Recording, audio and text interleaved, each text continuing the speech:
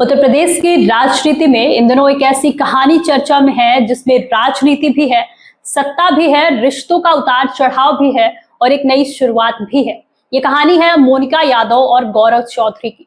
हाल ही में दोनों मुख्यमंत्री योगी आदित्यनाथ से मिलने पहुंचे, आशीर्वाद लिया और फिर एक बार उनकी निजी और सार्वजनिक यात्रा चर्चा का विषय बन गई। लेकिन सवाल यह है कि आखिर ये कहानी शुरू कहां से हुई, दोनों मिले कैसे? दरअसल मोनिका यादव का नाम उत्तर प्रदेश की राजनीति में नया नहीं है। वो पूर्व मंत्री नरेंद्र सिंह यादव की बेटी हैं। नरेंद्र सिंह यादव कई बार विधायक रहे और मुलायम सिंह यादव और अखिलेश यादव की सरकार में मंत्री भी रह चुके हैं। ऐसे में राजनीति का माहौल मोनिका को विरासत में मिला है। उन्होंने भी राजनीति में सक्रिय भूमिका निभाई है और धीरे धीरे अपनी पहचान बनाई। मोनिका यादव की पहली शादी समाजवादी पार्टी के वरिष्ठ नेता और आजमगढ़ से सांसद रहे धर्मेंद्र यादव के साथ हुई थी। उस समय ये रिश्ता यादव परिवार के प्रभावशाली राजनीतिक दायरे का हिस्सा माना गया था। लेकिन समय के साथ दोनों के रिश्तों में दूरियां बढ़ी और आखिरकार दोनों का तलाक हो गया। इसके बाद मोनिका की निजी जिंदगी के साथ साथ उनकी राजनीतिक दिशा भी बदल गई। साल 2021 में मोनिका यादव ने समाजवादी पार्टी छोड़कर भारतीय जनता पार्टी का दामन थाम लिया। भाजपा के समर्थन से उन्होंने फर्रुखाबाद जिला पंचायत अध्यक्ष का चुनाव जीता और एक बार फिर अपनी नई राजनीतिक पहचान बना ली। वहीं दूसरी तरफ मेरठ के गौरव चौधरी भी अपनी अलग पहचान बना रहे थे। गौरव चौधरी की कहानी भी कम दिलचस्प नहीं है।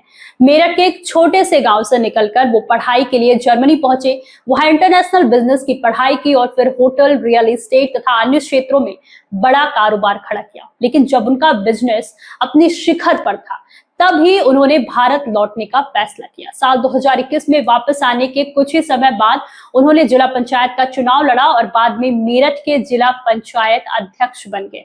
यहीं से कहानी में वो मोड़ आता है जिसने दोनों की जिंदगी बदल के रख दी। बताया जाता है कि साल 2021 में मुख्यमंत्री आवास पर जिलों के विकास मॉडल को लेकर एक विशेष कार्यक्रम आयोजित किया गया था। इस कार्यक्रम में मोनिका यादव और गौरव चौधरी दोनों मौजूद थे। विकास और प्रशासन से जुड़े मुद्दों पर शुरू हुई बातचीत धीरे धीरे दोस्ती में बदली और फिर समय के साथ दोनों एक दूसरे के करीब आते चले गए। करीब एक साल तक दोनों के बातचीत और मुलाकात का सिलसिला चलता रहा। धीरे धीरे ये रिश्ता इतना मजबूत हो गया कि दोनों ने शादी करने का फैसला कर लिया। 28 मई को हिमाचल प्रदेश में दोनों ने शादी कर ली। शादी की तस्वीरें सामने आते ही सोशल मीडिया पर चर्चा शुरू हो गया, क्योंकि ये सिर्फ दो लोगों की शादी नहीं थी बल्कि उत्तर प्रदेश के दो चर्चित राजनीतिक चेहरों की नई शुरुआत थी।